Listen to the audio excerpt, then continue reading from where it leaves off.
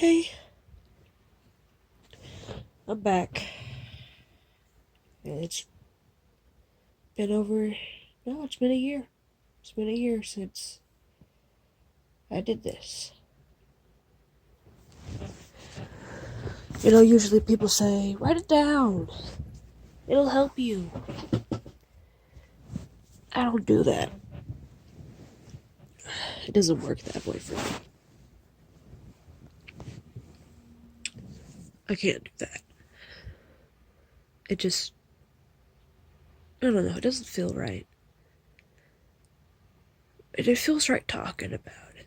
Even if it's one sided or if a million people see it. Well, hear it, you know? It's like speaking out loud. You just put it out there in existence because you know it exists. And at the moment, you don't care if anyone hears you. But you would love one day for a reply that would be so meaningful. Now, usually, I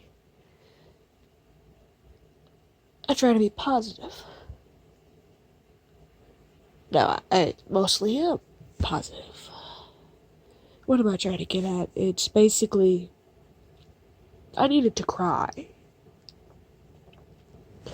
And I needed to cry so much that I realized I'm not the only one that made a video talking about, well, mental problems like depression and anxiety. But the reason it's getting so much popular, or at least for the last year, because, uh, being stuck at home and being alone with your thoughts. Not everyone does that. Usually it's, the joke of like, oh, if you're an introvert, you're always in your thoughts and you never go out. But it's just like, no, extroverts do that too. Heck, out of all my friends, they say I'm the most extrovert, even though we're all introverts. But that's really just because growing up, I was just, like, I'm the youngest. So it's just like, I'm the last one to be known of anything.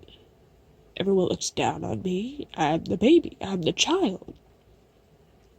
So it's just like, we have to protect this person at all costs, especially with her health problems. Everything's gonna be fine if we could just shelter her from that. But that led to me being innocent and naive and gullible, which led to harassment, which led to mistrust. And then you move constantly, almost every year, and then you realize after you get in the same patterns by going to different schools that they don't really like you. They're just using you. Because you're smart. Or you're good looking. Hell, half the time you're being bullied because they're jealous that you're smart or good looking. Or you have something that they want. Or that they don't have. That's why in movies, it's the most common thing. It's just like, next time you're bullied, tell them that they're loved. And then you have the symbol thing where, like, they fuck up and, like, I'm loved. And it's just like, no, you dumbass. You were supposed to say it to the bully so they realize that someone still loves them, even though they're in a bad situation and they're bullying someone. Because I'm rambling. I'm rambling? But basically, like, oh, God. I just... Because of bullying, it just felt like some teachers didn't deal with it right, and the other teachers didn't deal with it at all, or it was just never seen.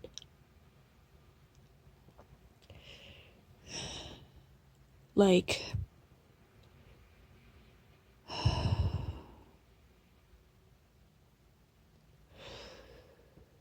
I'm trying to find a simple point to say, because, like, my character, my individuality as who I am,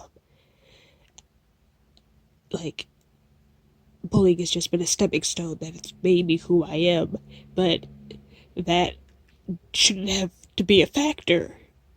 because it hurt so bad. It wasn't words, there weren't any hurtful rumors, it was just taunting, being mean, being complete assholes. And then everyone doing a 180, or the second, like, oh fuck, the quiet person snapped. We didn't know they could even cuss. Just for some of them actually do, like I actually cussed out a boy in like middle school once.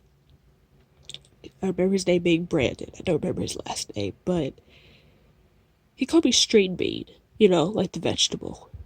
Partially because of my skinny stature and because of, flu season. You always, blowing your nose and shit. And they said it looked like string beans.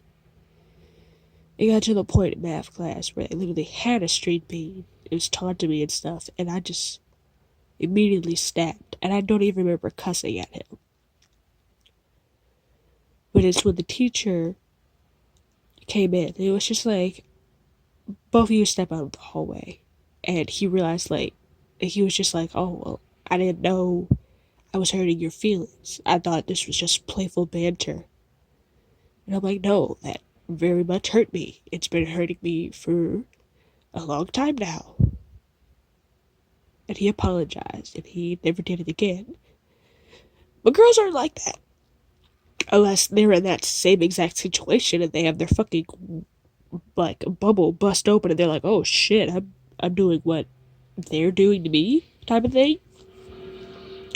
Now, I'm not saying that's all girls. Like, shit, I just explained that a boy bullied me and he didn't even know he was hurting my feelings. So, gender has no quarrel when it comes to bullying.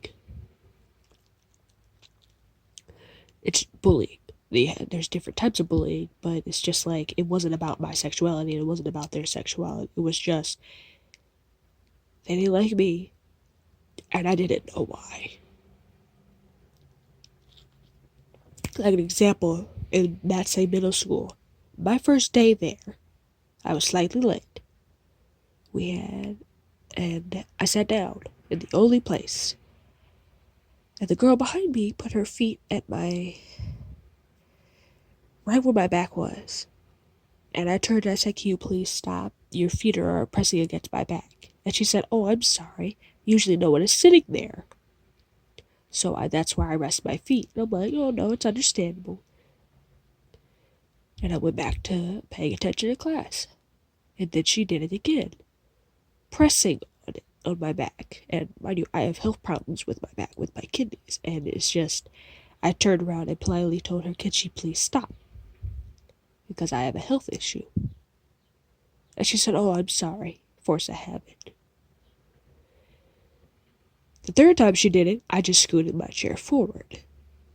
So she couldn't reach me, And then the fourth time she did it, I can't remember if I warned her again to please stop, or I got up and snapped and yelled, which stopped the whole classroom and disrupted the classroom. But what was the teacher's quarrel to stop the problem? Because this was the beginning of class and everything. Was to move me. Why move me when I wasn't the problem? She was the problem. She was hurting me. Like, if she physically harmed me, I would have had to go to the ER. Because at that time, I was very young, and my body is still fragile to today, but still. It hurt. And then, like, a year later, she was just like, oh, I come from a broken home. I realized how cool you were, and I'm sorry. Well, because I had no friends. It was just like, oh, I understand. Because growing up, it's just like, oh, you're so smart. Oh, it's this. Oh, you're so pretty. I don't see myself as pretty. Yeah, I get pretty good grades, but I'm not fucking smart like a wizard. I'm just open-minded. It's like you're that single friend that everyone comes to for advice. For some reason, people just always come to me for advice because I was open minded enough to listen. And I care a lot about everyone else. I didn't care much about what people thought about me until they verbally or verbally like bullied me and stuff. No one's physically abused me before, except for like a few fights. But I had to defend myself. Nothing went awry. Nothing went wrong. I never got expelled or suspended because it never went to that awry. Never went to that extreme. But I'm not one of those people that think of the extreme extent of like suicide, but I know people that think that way, and I just like an example. My mother is bipolar. I can't remember the extent, but she does take a lot of medication, and I was living with her right before quarantine hit, like officially after college kicked me out. Everything was going fine, but because I've never really interacted with her, even though I lived with her for years, I never really interacted with her, so I didn't really know much about her. So when we were finally living together and our auras just like kind of the same yet clashing, like she was just like, I'm gonna teach you how to be an adult. We're gonna wake up early in the morning because everything's done in the morning. And I'm like, okay, I can do that. My dumbass being a night owl, but not being able to sleep. And it's just like, okay, it's fine. And then I have to hear her complain about every little thing and then stress and worry about every little thing. And I'm like, whoa, okay, step back, calm down. We're gonna find it. Or it's gonna be fine. There is no rush. You know. But it was before even living with her that she basically told me this. I'm her anchor. I'm her miracle baby. I don't know, maybe telling that to your child is not good for their health because even now to this day, I know I'm still her anchor. She's getting better now though. Like for her own mental health, she's being more productive and self-aware. I have heard her like multiple times, like to exaggerate, 1,000,000 times and beyond. Well, most likely like 500 times of her saying, I'm tired of people's bullshit. I'm gonna deal with myself. I'm gonna take care of myself. I'm gonna be myself. Find who I am. She's now officially doing that. But because my mother is so used to caring for other people physically and not really like, and also like being a shoulder to cry on for other people, she felt like she didn't feel like anyone was doing that to her. But I was. I was the only one to visit the family and be like, oh, mom's doing better. She's not all stupid anymore. She has way less medication. She literally for like the first half of my life had several medications that clashed with each other because the doctors didn't really care. It wasn't until she had to move that they were like, oh God, no, these are a lot of medications that you aren't even supposed to be taking. Like, you don't even have this, you don't have that. Why are you taking diabetic medicine for no reason? Like, because they checked all of her charts and her history, and they were like, no, I'm gonna take care of you. So now my mom takes way less medicine. But one of her medicines does have a side effect of memory loss, and that really fucks with her again and again. And even though now I don't live with her, I still see her every weekend. Because, well, now it's my job to do it, but that's just how it is now. But then there are times where I'm just like, do I even want to go and visit mommy? Because I have to be my own person. And she knows this. She knows this. But I feel like when I call her and say, I can't come this weekend, I don't have gas to go, or I can't come this weekend, I don't feel well, it's just like, she's just like, oh, okay. But then she doesn't say, I love you, and then hangs up the phone. It's just like, oh, I made mama angry.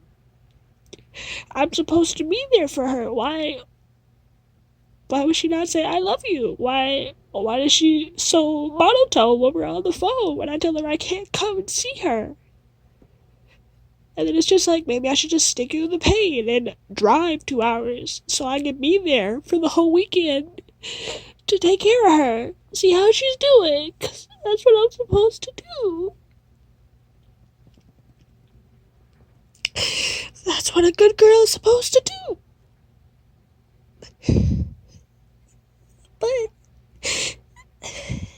But after constantly talking and ranting and raving with her about it, because the one thing she has told all of her children, be honest with me, tell me the truth. If you hate me, tell me. Tell it straight out to me how you feel. And it's hard for me to do that because it's like if I say anything, it might trigger mama and she'll be upset, and then everyone's just upset. So it just goes downhill, you know? And it's hard to even find how I am as a person because what really makes you a person? Is it your career? Is it your friends? Is it your family? Is it the income you get at the end of the year before taxes? Is it what? Who are you as a person? Like, is it the hobbies you like? Is it the things you do? Is it where you live? I want to say yes and I want to say no to all of that. But really, it's just like, it's really just asking, like, what's real to you? What matters to you? And then I'm like, oh, well, I love my family. My family matters. I care about my family. I really fucking do. But then they're all like, but what do you want? And I'm like, I don't know anymore. Because I'm so used to caring about other people for the longest time. I was my mother's anchor. And now officially, she doesn't need me that often. So I'm just like, well, shit. What's my purpose in life? What do I want to do now with my life? And I'm like, I want to write a book. And I'm trying to start writing that. But then it's just like, I've had this whole book in my head for over 10 years. And now that I'm trying to write it, it's just like, well, shit, where do I start? I want to make it a movie now. But either way, I still have to write it down because you need to write a script if you're going to have it a movie. And I get so stressed about it.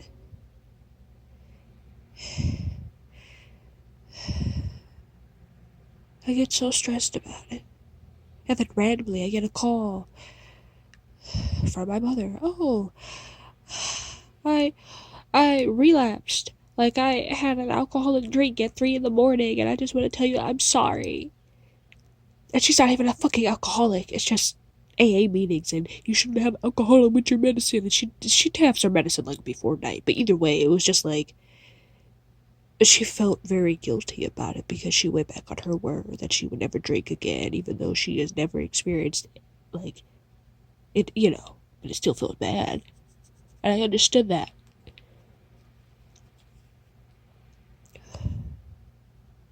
But then she goes back on stupid.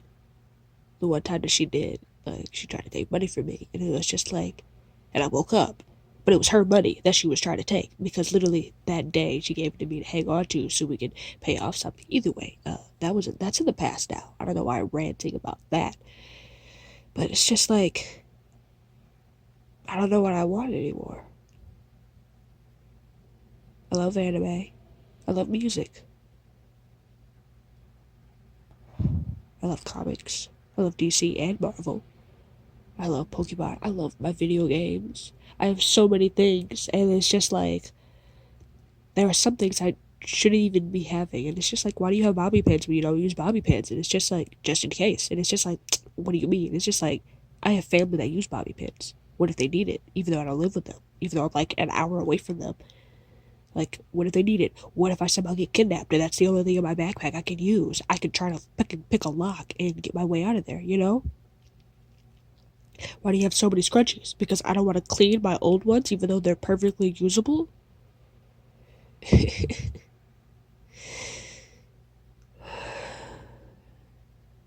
Last time I made a video like this, it was 15 minutes long, and I just looked and it's almost 20 minutes long on this one.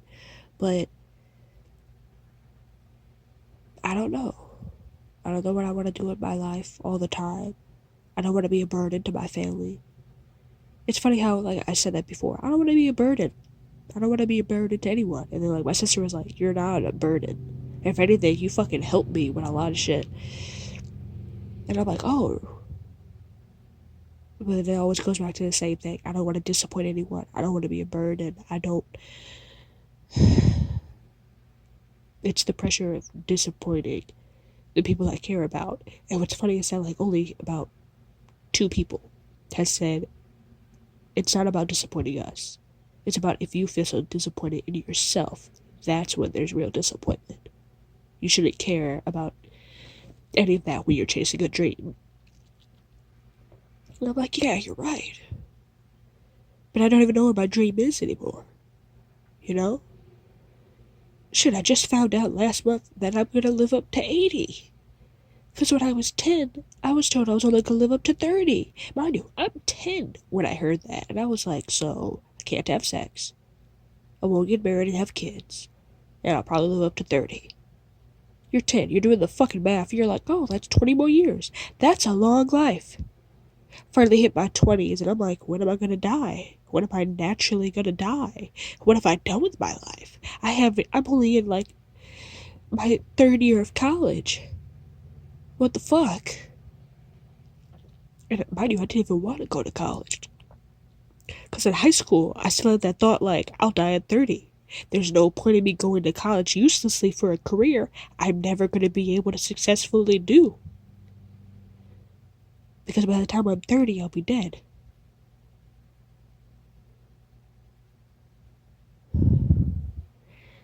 And I like to say every time I rethink about it to someone that it's just like, oh, I had a midlife crisis at 10 years old that I realized I was only going to live till 30. I said it so often, it was basically like a fucking mantra that popped up once in a while. You're only going to live till 30. I'm in my early to mid 20s now. And I just officially got told by a specialist that I'll live probably up to 80. And I was like, oh, that's fantastic. But what about work? Because working part-time and you have pain that is inexplainable to other people properly, it gets to the point where they're like, oh, you were faking it. Oh, you could be sick for a day and then come to work like it's no big fucking deal. My pain could last 5 minutes. My pain could last an hour. My pain could last a whole day or a whole week. And it's internal. One time I was even 15 minutes to the end of class because I literally woke up in so much pain I could not move. But when I explained it to my teacher, she was like, oh, that's sleep paralysis. Well, I'll fill you in the next time I see you at the end of the week. And I'm like, no, you don't understand. It wasn't sleep paralysis. It's sleep paralysis. I can't move. And this, when I tried to move, I was in too much pain to leave, and my roommate wasn't there, so I couldn't tell her, hey, can you go to my teacher and tell her I can't go, because I can't even reach my fucking phone to text her through an email that I won't be there probably, or I'll be late. And I've only experienced that at least 3 times in my life. And every time when I explain it, they're like, oh, it was probably stress. And I'm like, yeah, you're probably right. But I've never experienced stress to the point of that extent. Usually it's just adrenaline pumping through my veins, my leg is shaking and shit like that. Or I have a headache, you know?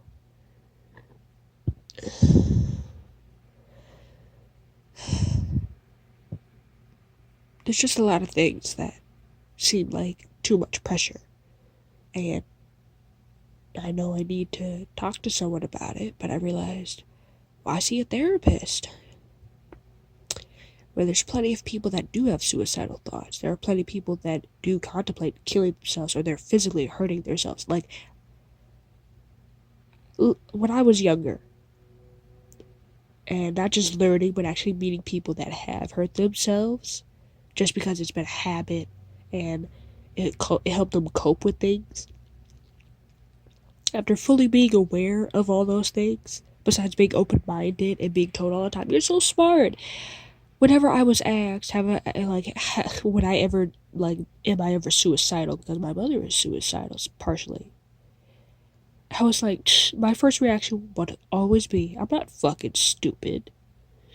And and yeah, that is very mean of a term. And it's like they were like, "What the fuck are you talking about?" And I'm like, people that are suicidal just immediately think all the problems end when you die because it ends for them, but it's not. It just causes more problems for other people.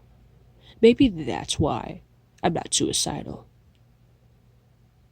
because I care too much about other people that like the second I'm dead, that it will just cause more problems. What's gonna happen to all my things? Who's gonna sell all my things? Who's gonna take care of the funeral? Does my family even have enough money to even have a funeral or bury me? Or are they gonna cremate me? Or are they just gonna fucking bury me in a random ditch somewhere and have a fucking memorial with everyone there? You know? No, I know they would definitely give me a fucking funeral. I don't know. But it made me think for the longest time, like, if I just randomly died one day because my health acted up on me out of nowhere, I would always, like, think, like, what would happen? Like, just the what ifs. And I'm like, oh, well, no. Everyone has kids now. All my siblings have kids. I'm the only one that doesn't have kids. So, they'll be fine. They'll keep living on because they have children. They would never, just go off the deep end because their little sister died. And it's just like, wait a moment. What about everyone else? How many friends do I have? How many people do I actually influence on a day-to-day basis just by existing? And it's funny because I would always think that my mom immediately, like, fucking, offing herself because I'm dead. Because I'm the only one that, for a long time, was her connection to the rest of the family. Because, oh, my parents are getting a divorce. Why are you telling an 18-year-old this? You're not getting a divorce. You guys might argue it sometimes, but you're not getting a divorce. And they're like, no, we were waiting till you were going to graduate high school to tell you and officially get a divorce. They officially got a divorce, you know. And then I have to hear my mother reminisce about the thing that she had with my father. And it's just like, okay. And she was like, sometimes I wish I was still married to your father. And I'm like, uh-huh. Yeah, but you're the one that wanted a divorce. And now you feel like no one is really talking to you because you divorced their brother, and shit. And it's just like, everyone treats other people differently. So, and things are hidden behind shades. So, as my mother said, even though she's being treated like distantly by the family, it's not going to be shown when I'm in the way or some shit. So I understood it, but I still don't see it all the time. It just bugged me. But I'm okay. I just, before my lease is up at the end of the year, my sister said, since you're living with me, we're gonna try to do some things. And one thing I want you to try to do is find out what you want to do with your life. Right now, I'm just living day to day, replaying the same games. I actually just got into Minecraft like a few months ago. But whenever I get bored of it, I'm thinking, oh, I should download a mod. I should do a new game.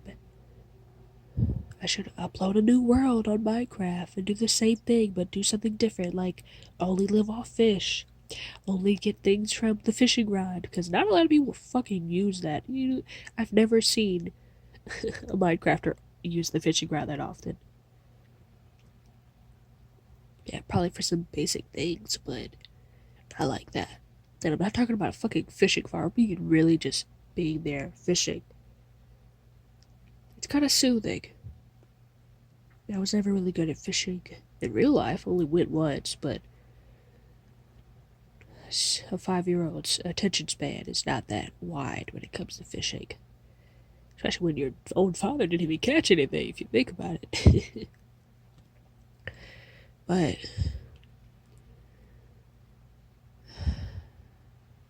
I just wanted to get a few things off my chest. And I didn't even get to the point of actually saying about this video what I wanted to say. Oh well. Maybe next time, you know? Love you guys.